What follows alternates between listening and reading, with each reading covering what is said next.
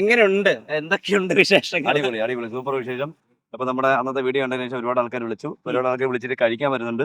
പിന്നെ ഒരുപാട് ആൾക്കാർ ഇപ്പൊ എനിക്ക് തമിഴ്നാട്ടിലുള്ള ഒരാള് അദ്ദേഹം ഗൾഫിൽ ഇരുന്നപ്പോൾ വാങ്ങിച്ച സ്പടിക ഗ്ലാസ് ആ. എനിക്ക് സ്പോൺസർ ചെയ്തിട്ടുണ്ട്. എന്റെ അഡ്രസ് കൊടുത്തിട്ടുണ്ട്. തമിഴ്നാട്ടിലാണ് എനിക്ക് അയച്ചിട്ടുണ്ട്. എന്നാ നാളെ ഇവിടെ എത്തും.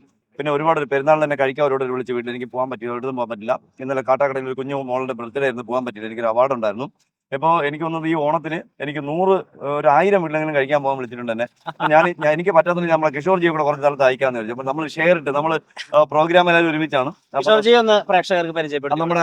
നമ്മുടെ ചങ്കാണ്. ചങ്ക് എന്ന് പറഞ്ഞാൽ വേറെ ഒന്നുമല്ല, ഞാനൊരു കൊച്ചു സംരംഭം കൗമുദിക്ക് വേണ്ടി നമ്മുടെ സ്നേക് മാസ്റ്റർ എന്ന പ്രോഗ്രാം 1100 എപ്പിസോഡ് പിന്നിട്ട് പോകുന്ന നമ്മുടെ സ്നേക് മാസ്റ്റർ പ്രോഗ്രാമിന്റെ പ്രൊഡ്യൂസറാണ്. അത് മാത്രമല്ല ഈ വർഷത്തെ ഏറ്റവും നല്ല സംസ്ഥാന അവാർഡും പുള്ളിക്കാണ്. അതായത് നല്ല എന്താ പറയുക, ഒരു സീരിയലിന്റെ അല്ലെ, സീരിയലിന്റെ സംസ്ഥാന അവാർഡ് വരെ പുള്ളിക്കാണ്. അപ്പോൾ ഞങ്ങൾ അന്ന് തൊട്ട് ഇന്ന് വരെ ഒരുമിച്ചുള്ള ഞങ്ങൾ മാത്രമേ ഉള്ളൂ. കാരണം ആ പ്രോഗ്രാമിൽ ബാക്കി ക്രൂ ഒക്കെ മാറി മാറി വരും.